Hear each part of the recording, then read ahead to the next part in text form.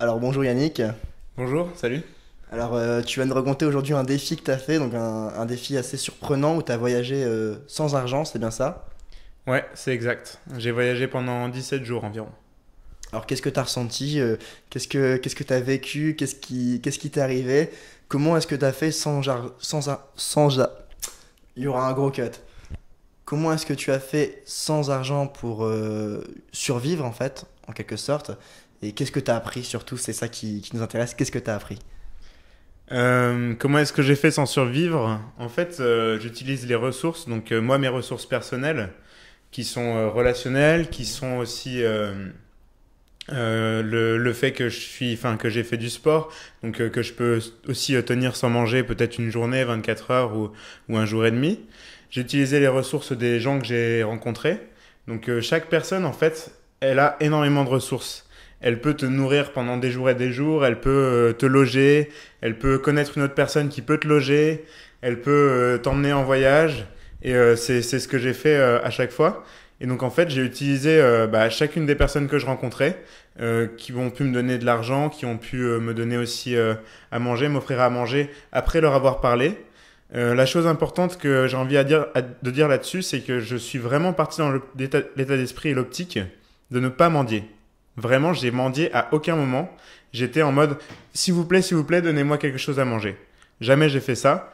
J'étais juste là, présent, je connectais avec les gens, je m'amusais. Et après, je leur raconterai l'histoire de mon défi. Mais ça venait après, ça venait au bout de peut-être 3, 4, 5 minutes de conversation, peut-être 20 minutes.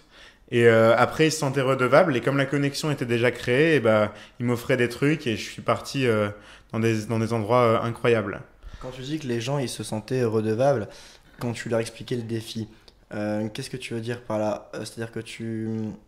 Est-ce que tu peux développer ce point quand tu dis que les gens se sentaient redevables?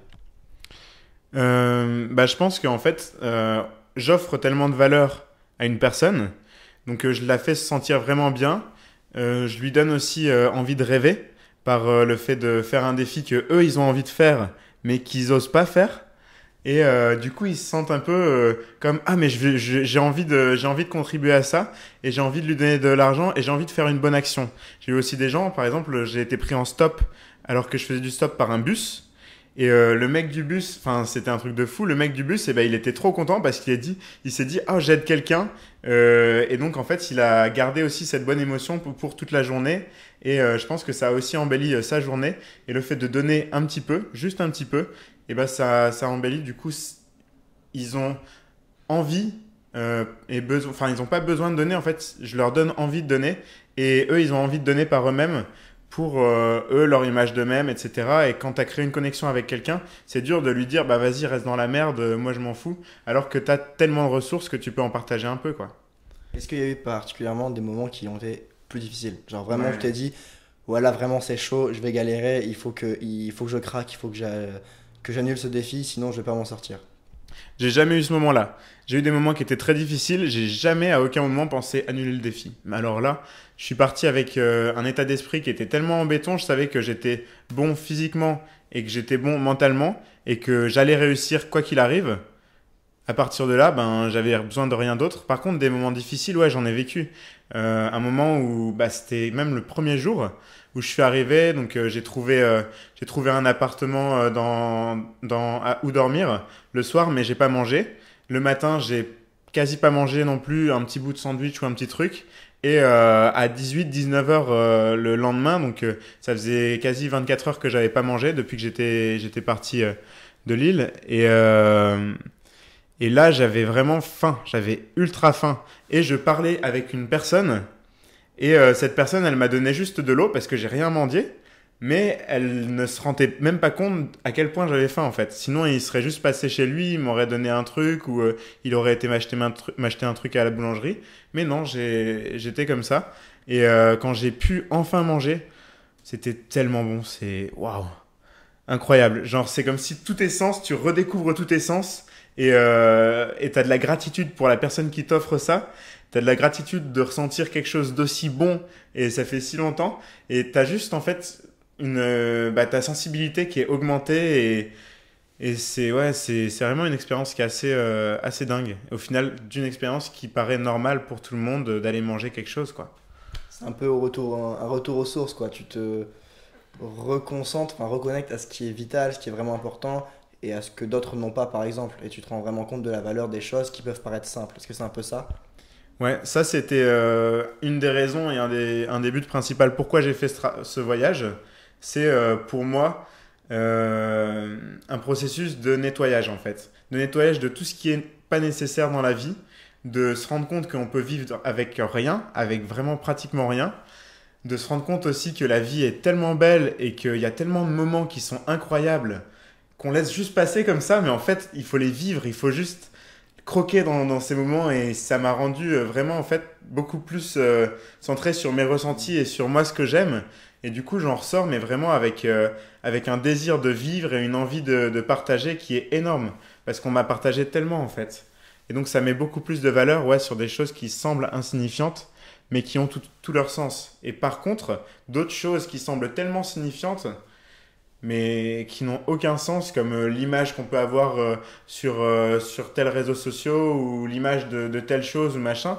En fait, il y a plein de bruits et de choses qui sont inutiles et dont on n'a vraiment pas besoin, mais auquel on se soucie encore et encore, alors qu'au final, on pourrait juste profiter de la vie et s'amuser et être heureux avec toutes les expériences qu'on vit, en fait, qu'elles soient bonnes ou qu'elles soient mauvaises.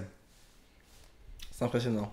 La plus belle des expériences au cours de ces 17 jours, c'est quand même beaucoup 17 jours, qui t'est Ouais. arrivée, celle qui t'a marqué, que tu te souviendras vraiment toute ta vie.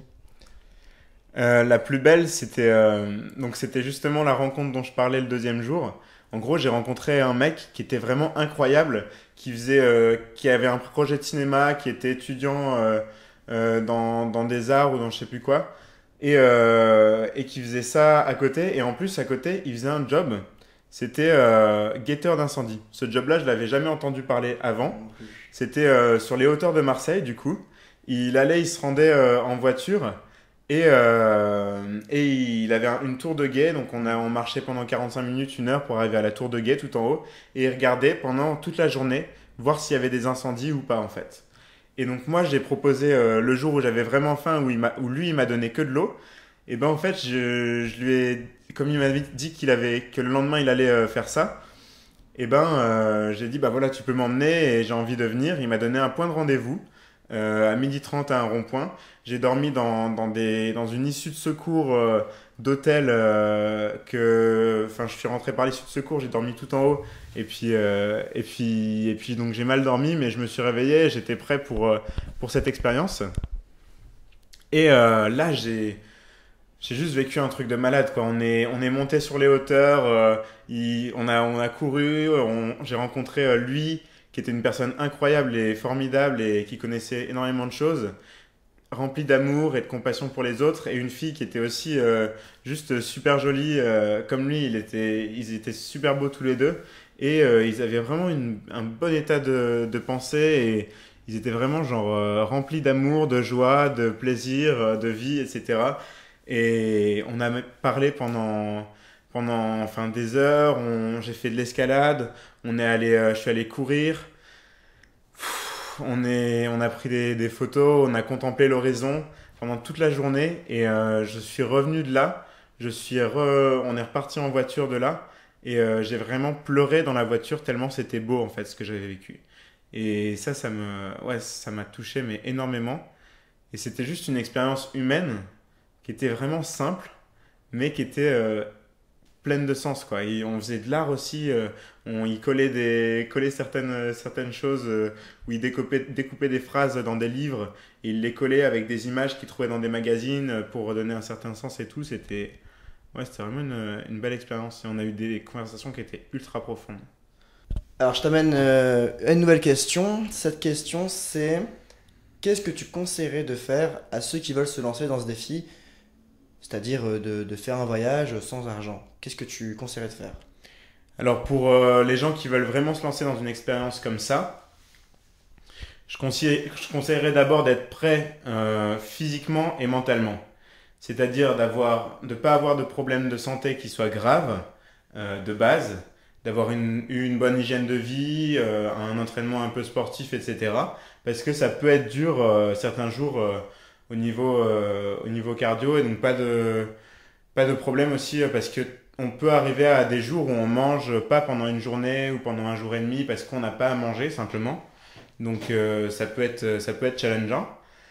Être prêt aussi mentalement parce qu'il y aura plein de personnes qui vont être négatives, qui vont faire peur parce que si vous n'êtes pas prêt mentalement à répondre aux gens quand vous faites du stop par exemple, qui vous disent t'as pas peur de faire du stop, c'est dangereux, il y a ça qui se passe, etc. Les gens en fait ont peur de certaines choses. Bien sûr, le danger existe, mais être prêt mentalement, c'est-à-dire avoir déjà vécu des expériences qui sont un peu similaires ou challengeantes, avoir un mental qui est assez bon pour pouvoir vous dire, pour moi, ça va bien se passer. Je sais que je vais y arriver, je sais que je vais créer ce que j'ai envie de créer, et peu importe l'état où je me trouve maintenant, je sais que ça va bien se passer. Et au pire, quelque chose qui peut vous aider au niveau mental, c'est d'avoir votre carte bleue avec vous dans une poche du sac, le téléphone pour appeler la famille si besoin, et même un peu de liquide auquel vous ne toucherez pas, parce que ça vous aide. Vous dites, mais là je suis pas encore à mes limites, et donc de toute façon, si j'arrive vraiment aux limites où c'est dangereux, et je vais m'acheter quelque chose. Et donc je vais vivre comme ça, et au pire, même si vous achetez quelque chose à ce moment-là, vous pourrez vous faire rembourser si des gens vous donnent de l'argent ou si vous gagnez de l'argent pendant votre voyage. Et donc, vous aurez vécu avec un taux au final de zéro argent amené en plus en fait. Donc, vous aurez rempli votre défi. Après, ce qu'il faut emmener pour le voyage, moi je pense un chargeur de téléphone et un téléphone, c'est ultra important. En cas de soucis, d'urgence ou pour chercher des choses, son chemin, pour plein de choses, je pense que maintenant le téléphone c'est quasiment devenu indispensable parce que sans ça, vous êtes vraiment perdu et vous n'avez aucun moyen de recontacter les gens que vous avez vus ou de vous faire inviter ou des choses comme ça. Euh, Après, je pense des affaires de toilette, simplement une brosse à dents, un peu de gel douche ou des trucs comme ça. Après, mais vraiment le minimum, moi j'avais juste une brosse à dents, un peigne et un peu de gel douche et un peu de dentifrice. D'ailleurs, je m'étais rasé, je m'étais lavé, je m'étais mis clean, etc. de partout, coupé les ongles, tout ça, avant de partir. Après, j'avais pris 5 slips, 5 chaussettes aussi, que je pouvais laver au cours du voyage. Et une affaire de rechange, donc j'avais un rechange avec une paire de footing, un short de plage qui pouvait me servir de short de footing aussi, un pantalon, un pull, deux t-shirts je crois, et puis j'avais pas grand-chose, mais j'avais vraiment le strict minimum. Et je pense que avec ça, vous êtes déjà bien pour partir d'une manière assez saine et avec le minimum à porter, parce qu'il faut réfléchir que le sac, vous le porterez toujours d'un point A à un point B à chaque moment de la journée. Vous allez le porter des heures et des heures si vous faites un défi comme ça. Donc moi j'étais parti, j'avais même pas pris de serviette, pas de sac de couchage, pas de tapis de couchage. J'étais vraiment parti en mode minimaliste avec le minimum sur moi pour pouvoir être le plus mobile possible et vivre les expériences que j'ai envie de vivre. C'est très bien. Donc, tu as donné de bons conseils pour ceux qui veulent se lancer dans le défi. Moi, il y a une question qui m'amène un petit peu là et qui arrive, c'est bah, c'est un voyage un peu spirituel d'un côté, et quelles sont les croyances limitantes qui ont sauté et les révélations que tu as eues grâce à ce voyage? Hum, des croyances qui ont sauté, par exemple, je croyais vraiment en fait déjà en l'humanité, en la gratitude et au plaisir et en l'humain. Mais là, ça m'a vraiment en fait mis dans une perspective où vraiment les gens sont là pour donner. Donc j'ai ressenti énormément de gratitude, de dons, de partage durant tout le voyage et de plaisir aussi à le faire. Et donc ça a augmenté vraiment ma croyance en l'humanité et en chacune des autres personnes qui existent en fait sur cette terre, de me dire qu'au fond l'humain est fondamentalement bon et fondamentalement quelqu'un qui va être heureux et qui va être accueillant et chaleureux. J'ai aussi beaucoup moins de peur. Enfin, j'avais pas beaucoup de peur avant de partir parce que j'étais prêt mentalement et parce que j'avais vécu déjà plein de choses. J'étais parti vraiment sans peur, sans doute. Mais là, j'ai vraiment plus peur de me retrouver dans n'importe quelle situation parce que je sais que je peux me débrouiller. Je sais que je vais arriver à trouver les ressources quelque part, que ce soit en moi ou avec une autre personne qui peut m'aider ou trouver des trucs à manger dans la nature ou enfin n'importe où. Donc là, j'ai vraiment cette croyance que je suis suffisant et que je suis assez et que je peux créer en fait ce que je veux. Ça, c'est puissant, mais ça m'a aussi amené une révélation sur la liberté, sur l'aspect financier par exemple. Je pouvais être pris encore par l'aspect financier et faire ou pas faire des choses en fonction de mon argent, alors que là, d'ouvrir les portes à vivre dans des villes qui sont quand même luxueuses, à Saint-Tropez, à Monaco, à Nice, à Cannes, Antibes, Saint-Raphaël, Sainte-Maxime, etc., Marseille. C'est quand même des grosses villes où les gens viennent et dépensent plein de sous.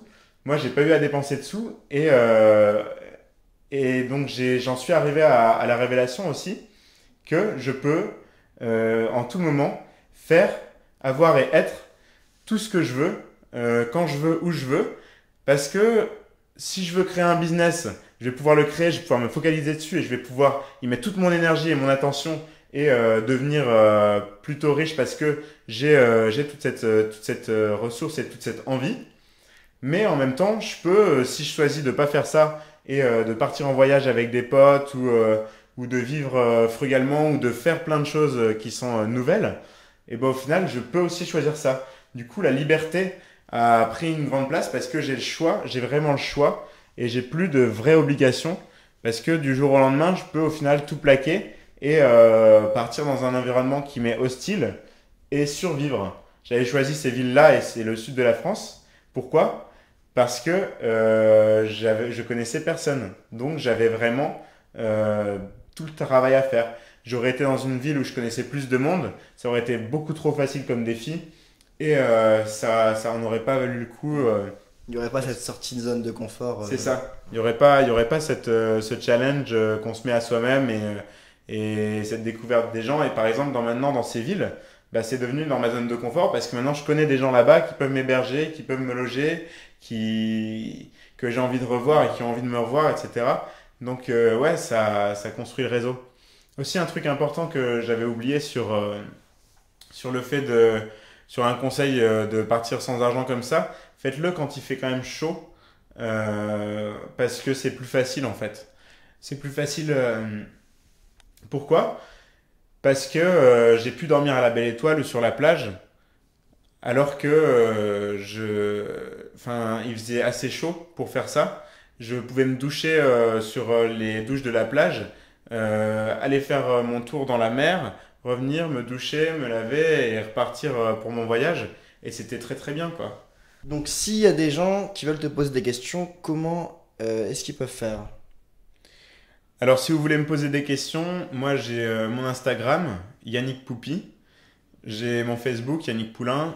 Et j'ai aussi la section commentaires dans la vidéo d'Alexis, où je sais pas toi ce que tu auras comme support, mais sous la vidéo, vous aurez une section pleine de commentaires, et c'est principalement là que je répondrai, parce que ça apportera de la valeur à ses abonnés et aux gens qui le suivent, et aussi à lui, le fait que je puisse répondre là directement, et moi ce sera plus simple pour donner plus de valeur à plus de personnes en même temps, plutôt que de m'occuper de chacun des cas personnels de tout le monde. Très bien. Donc aussi, moi, je mettrai dans la description en plus le lien vers ton Instagram, le lien vers ton Facebook, si les gens veulent vraiment te contacter en privé. C'est la fin de cette vidéo. Je vous retrouve pour une prochaine vidéo. Dans la prochaine vidéo, on va faire encore une vidéo ensemble. Et là, tu vas nous raconter donc plusieurs anecdotes qui te sont arrivées lors de ton voyage. Pour encore une fois, pour si les gens ont envie d'en savoir plus, tout simplement. Sinon, prenez soin de vous. À la prochaine et bye tout le monde.